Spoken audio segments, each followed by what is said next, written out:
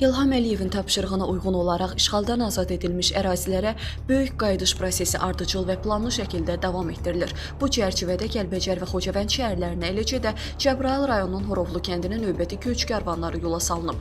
Bu mərhələdə Kəlbəcər şəhərinə 27 ailə, 118 nəfər, Xocavənd şəhərinə 41 ailə, 138 nəfər, Cəbrayıl rayonunun Horovlu kəndinə isə 40 ailə, 196 nəfər köçürülüb. Köç edənlər ailələr uzun illər Respublikanın müxtəlif bölgələrində əsasən yataqxanalarda, sanatoriyalarda və inzibati binalarda müvəqqəti məskunlaşmış məcburi köçkünlərdir. İndi isə onlar dövlətin yaratdığı şərait sayəsində doğma yurdlarına qayıdaraq yeni təhlükəsiz və rahat həyat qurmağa başlayırlar.